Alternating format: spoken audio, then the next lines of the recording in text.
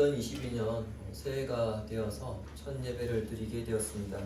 언젠가부턴가 우리가 새해를 전망할 때마다 희망적이기보다는 별 다를 바 없거나 아니면 더 힘들어질 거라는 그런 예상이 더 많아졌습니다. 당장 올해도 그렇습니다. 전 세계적으로도 그렇지만 당장 우리 사회의 단면만 보더라도 2022년에는 스크류플레이션이 닥칠 것이다, 그렇게 예상합니다.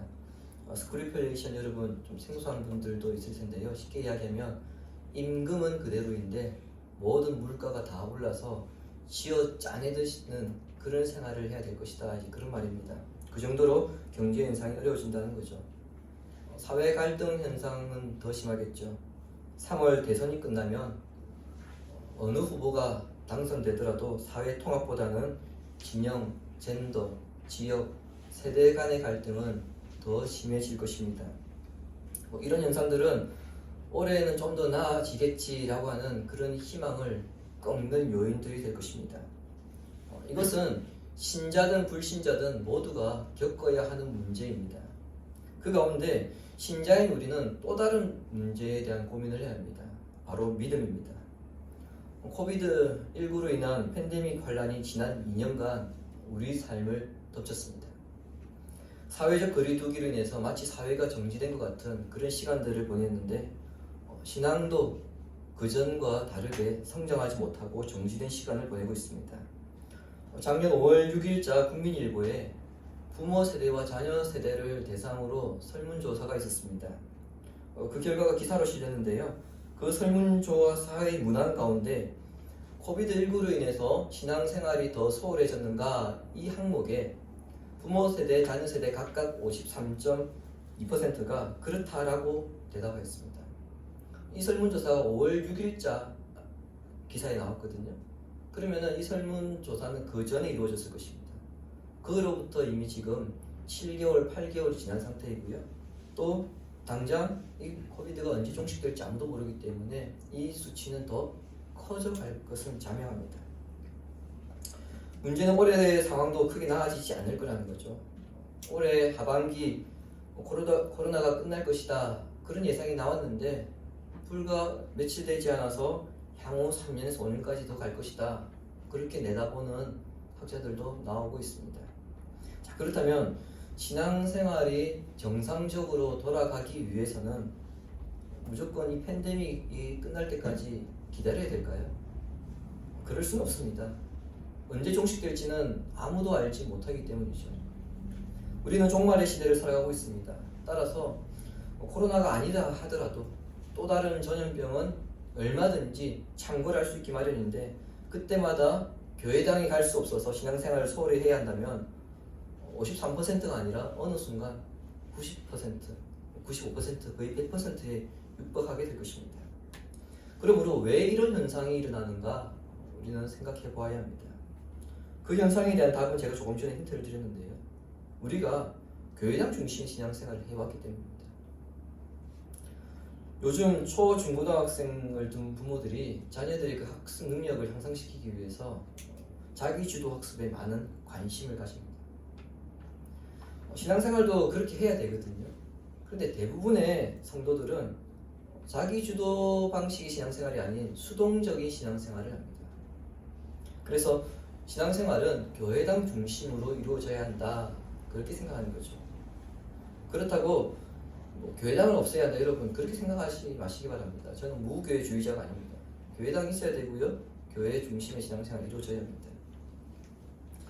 팬데믹이든 아니든 어떤 이유든 간에 장기간 교회에 갈 수 없어서 부득이 온라인으로 예배를 참석해야 하는 경우가 분명히 있습니다. 저의 경우 제가 지난주에도 말씀드렸지만 전 철책에서 당시에 군생활을 했는데요. 그때 저희는 교회를 가지 못했습니다. 철책에 6개월 근무하는 동안에 예배를 드리지 못했습니다. 그렇다면 저는 신자가 아니었나요? 그렇지 않겠죠. 그렇다고 신앙이 그렇다면 떨어져야 됩니까? 그렇지 않습니다. 우리가 살아가면서 팬데믹이든 아니면 어떤 파견이든 어떤 상황 때문에 교회에 갈 수 없는 상황들이 분명히 생깁니다. 그런 상황에서도 우리가 신앙생활을 소홀하지 않기 위해서는 자기 주도적인 신앙생활을 해야 되는데요. 그 방법이 성전 중심의 신앙생활입니다. 제가 성전 중심의 신앙생활이라고 했기 때문에 자칫 우리 교회가 당장 건축해야 하는가 그런 생각을 가질 수 있는데, 미리 말씀드리지만 절대 그런 걱정을 하지 않으셔도 됩니다. 지금 교회 건물 지금 3일째 물이 안 나오고 있거든요.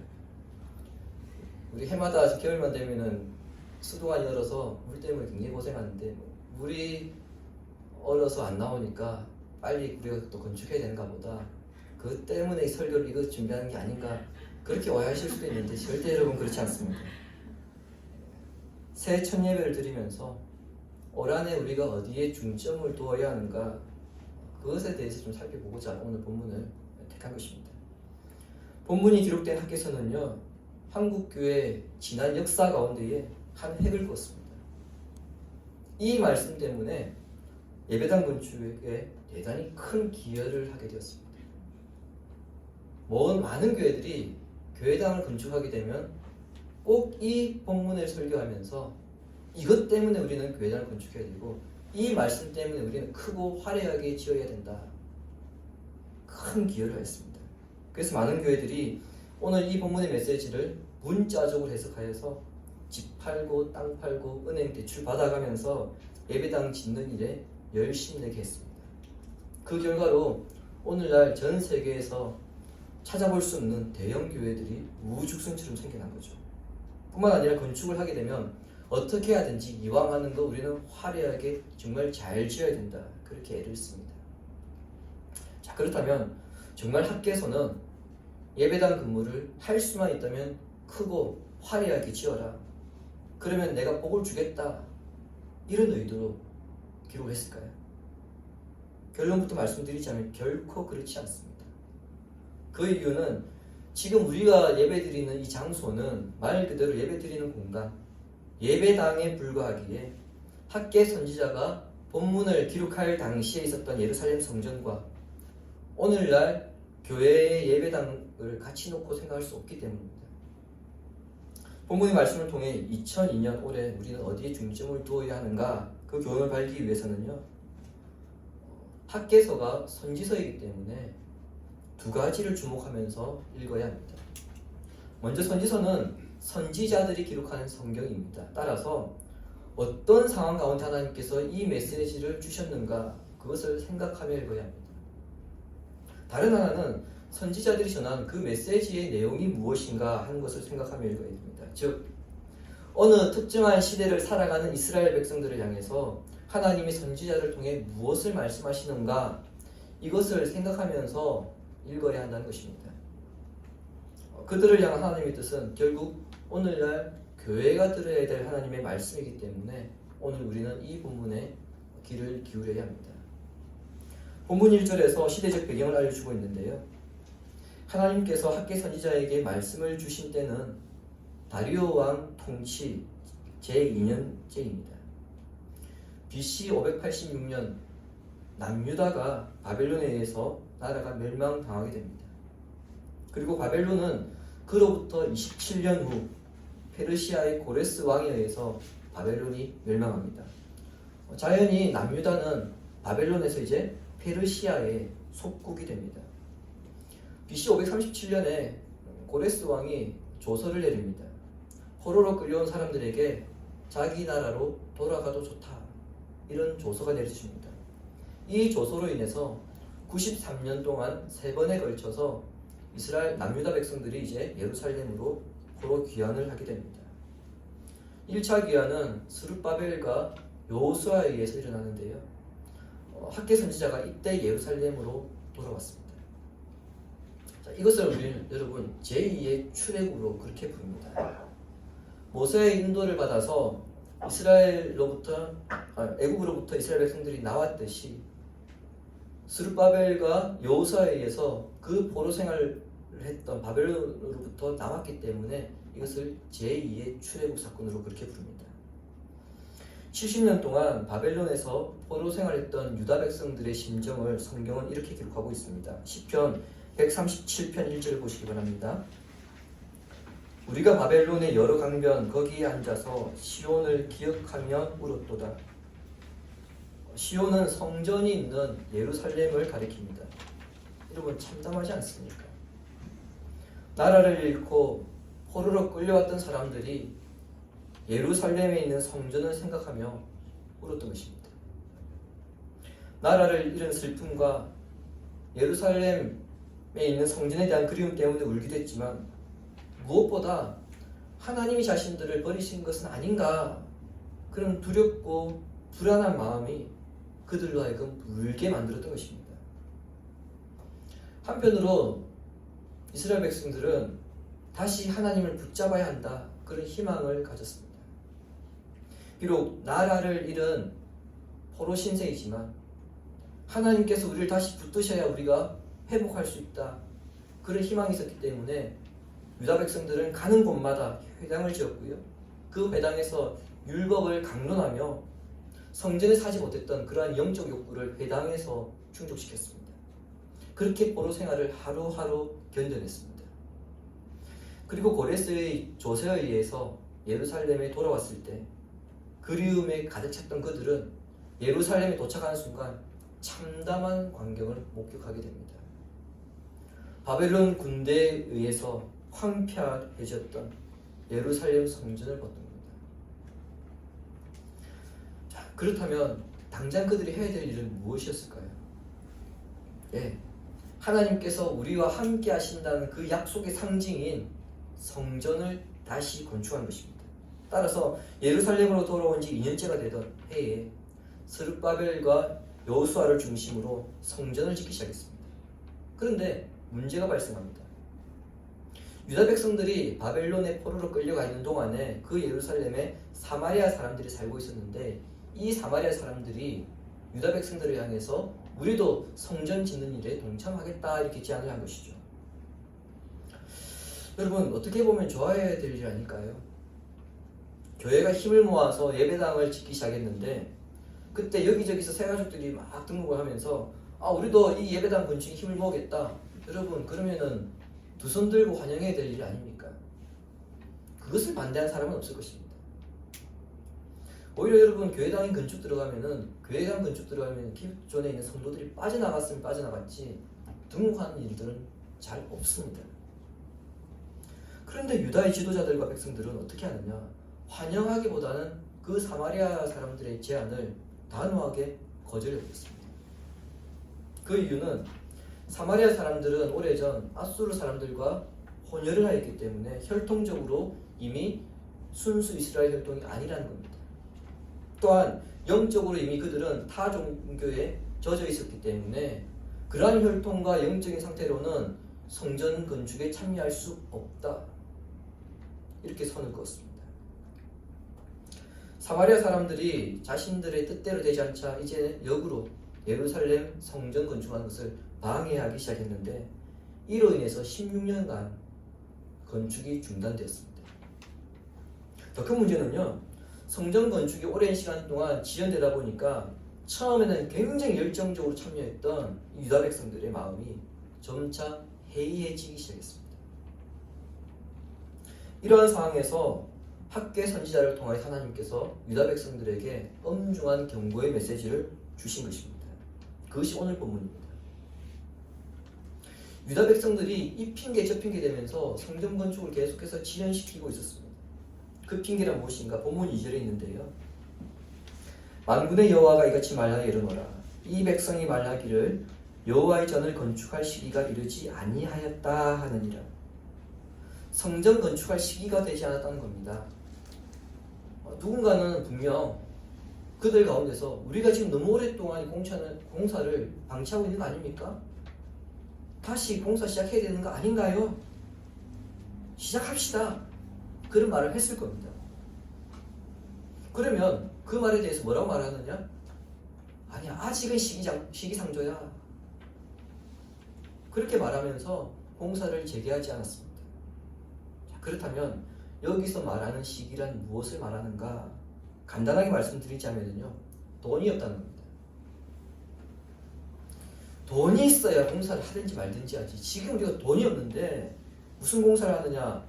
우리 교회 상황 똑같죠? 돈이 없습니다. 자, 그렇다면 정말 돈이 없었을까요? 4절에 보십시오. 너희가 이때에 판벽한 집에 거주한 것이 옳으냐? 판벽하다 말은요, 직역하면 지붕을 덮다 그런 말입니다.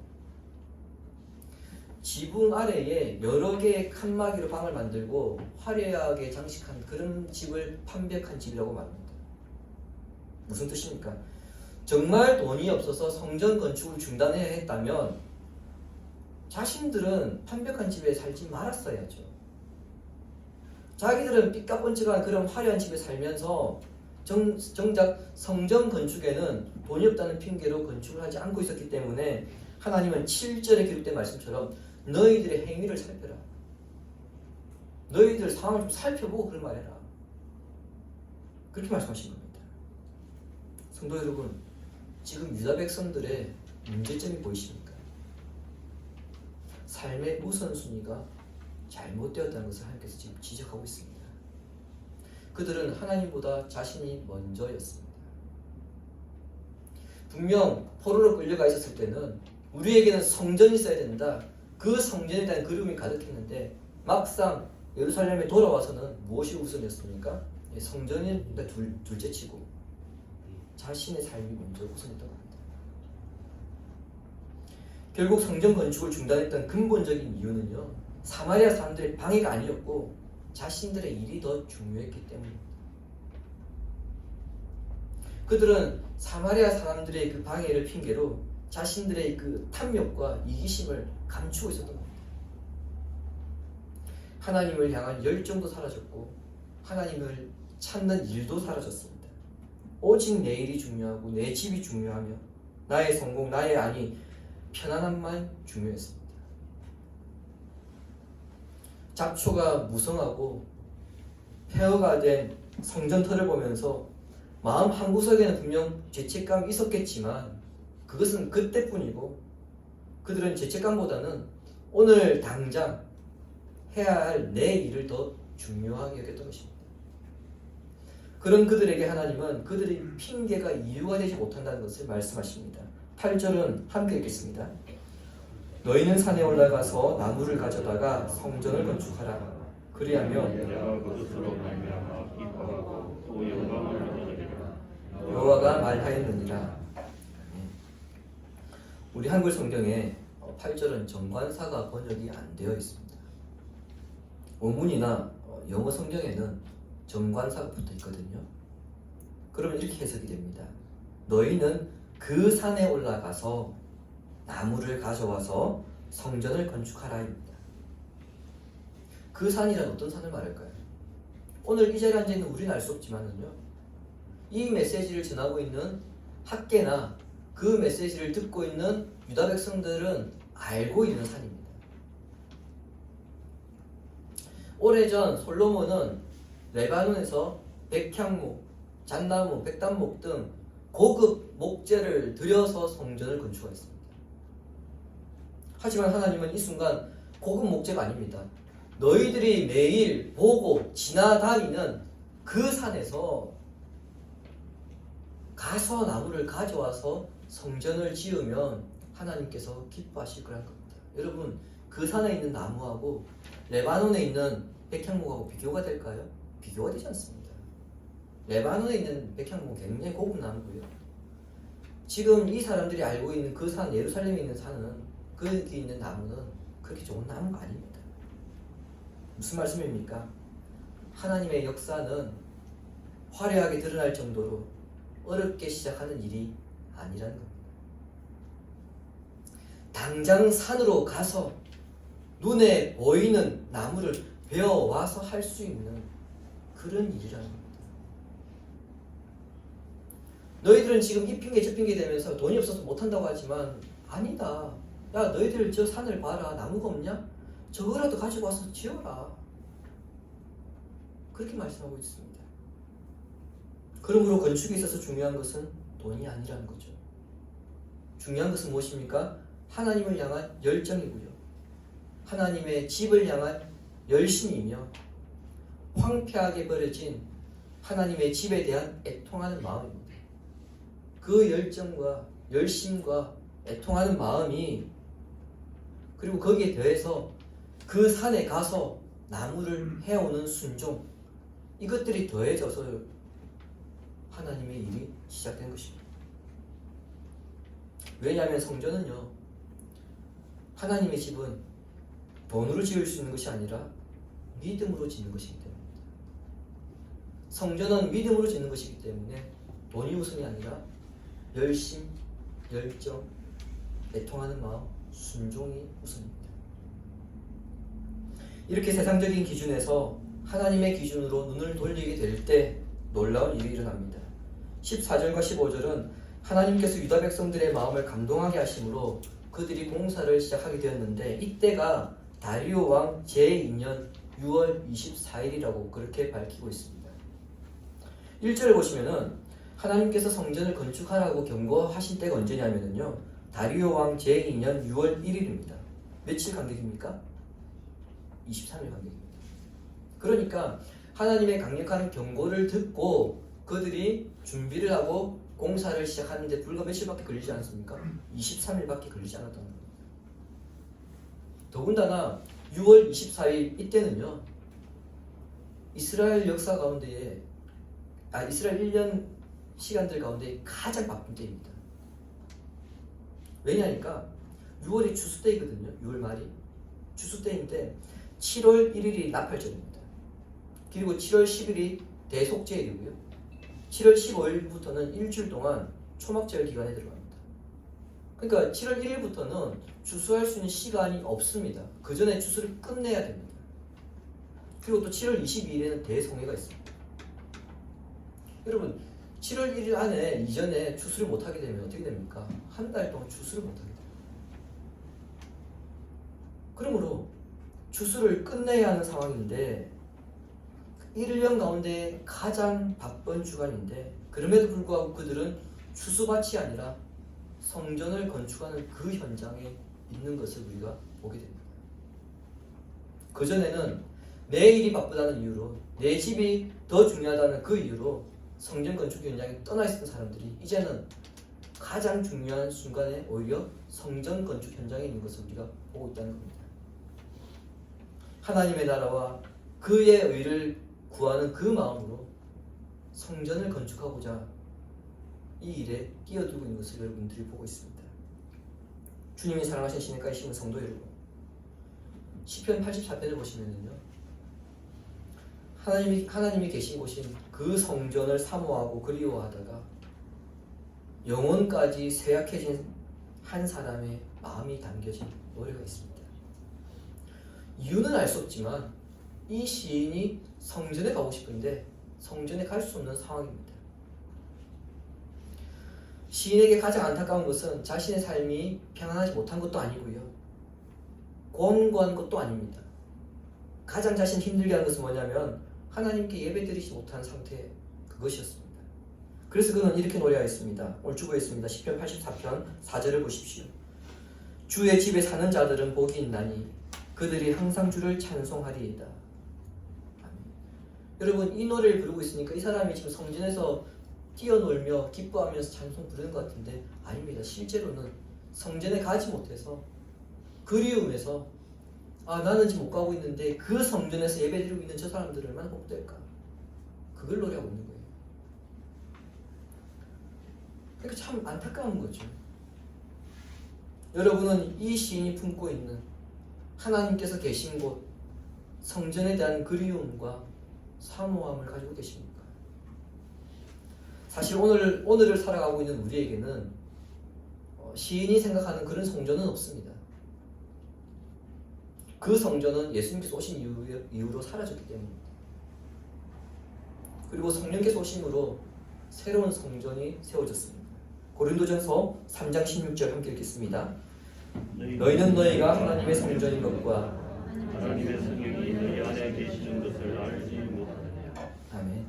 성령께서 우리 안에 계심으로 이제는 우리 자신이 성전이 된 것입니다. 우리가 해야 할 일은요, 성전을 거룩하게 유지하는 것입니다. 2002년을 새롭게 시작하지만 설교 서두에서 말씀드렸듯이 저는 작년과 별 다를 바 없을 거라고 그렇게 생각합니다. 코로나 팬데믹이 종식되지 않는 한 예배 외에 다른 모임이나 활동을 하는 것 여러분 쉽지 않을 겁니다. 즉 지난 2년처럼 제한되겠죠. 이런 상황에서도 우리의 신앙생활이 위축되지 않기 위해서는요, 성전 중심의 신앙생활이 되어야 합니다. 신앙생활이 위축된다는 것은 신앙생활을 교회당 안에서만 하는 것으로 생각하기 때문에 일어납니다. 신앙이라고 하는 것, 여러분 신앙이 혹시 뜻을 아십니까? 우리가 신앙생활을 한다 이렇게 굉장히 많이 쓰는 표현인데, 정작 신앙이 무엇인가 이렇게 물으면 그 신앙이 무엇인가에 대해서 답을 잘 못할 때가 많습니다. 신앙이라고 하는 것은요, 자신의 믿음의 대상을 굳게 믿고 그 가르침을 배우며 지키고 따르는 것을 말합니다. 그것을 신앙이라고 하고요, 그렇게 생활하는 것을 신앙생활이라고 합니다. 그러므로 신앙생활을 한다는 것은 신앙을 생활한다는 것인데, 이것은 교회당 안에서만 이루어지는 것이 아니라 교회당 밖에서도 이루어지는 것입니다. 그렇게 될 때 우리는 비로소 신앙생활을 한다라고 말합니다. 대부분 우리가 신앙생활하면 어떻게 생각합니까? 예배 참석하고, 성경 공부가 있으면 성경 공부 참석하고, 교회 봉사가 있으면 교회 봉사하고, 소그룹 모임 있으면 목장이든 그런 모임 있으면 참석하고, 그렇게 할 때 비로소 우리는 신앙생활을 한다라고 생각합니다. 또 가정에서 신앙생활 한다 그러면 어떻게 생각합니까? 가정에서 개인 묵상하는 분들은 개인 묵상하고 기도하는 정도로, 그 정도 하면은 우리가 신앙생활 잘한다 이렇게 이야기를 하는데요, 정작 신앙생활을 한다는 것은 그 가르침을 배우고 지키고 따르는 것까지 포함되어집니다. 즉 코로나로 예배당을 가지 못해서 우리 신앙생활이 위축되었다 이렇게 말한다는 것은, 다른 한편으로는 우리의 신앙생활이, 우리의 믿음 생활이 이분화되어 있다 이것을 의미합니다. 코로나 상황이 끝날 것 같으니까 이제는 뭐라도 좀 준비하자. 지금은 이러한 기대로 올 한 해를 시작하는 것보다는요, 교회에서든 아니면 우리가 교회 밖에서 일상의 삶에서든 우리 자신이 성전이라고 생각하고 그 성전을 거룩하게 유지해 나가는 것, 여러분 그게 우리 초점이 되어야 되고요, 그게 올 한 해를 시작하면서 우리가 중점을 둬야 될 부분입니다. 일상의 삶에서도 우리가 개인의 경건에 충실해 나갈 때에, 또 거기에 최선을 다하는 삶을 살아갈 때에, 대면 예배든 아니면 온라인 예배든, 아니면 심지어 그 온라인 예배조차도 드릴 수 없는 상황이 처한다 할지라도 항상 그 삶에서 하나님을 깊이 체험하게 될 것입니다. 만약에 교회를 가지 못해서 신앙생활을 못하게 된다면 저는 이미 군대에서 하나님을 포기했어야 됩니다. 올 한 해 이제 새해 첫 줄 시작하면서 여러분들이 많은 목표를 세웠을 텐데요, 그 중에서 내 자신이 성령께서 계시는 거룩한 성전이라는 것을 깨닫고 이 성전을 거룩하게 유지해 나가겠다, 거기에 중점을 두시기를 기대하시고 또 결단하시기 바랍니다. 이러한 신앙생활을 통해서 참된 성전을 건축해 나감으로써 하나님의 큰 영광을 체험하는 복된 한 해를 보내는 성도님들 되시기를 예수님의 이름으로 축원합니다. 아멘. 우리 시간 말씀 생각하면서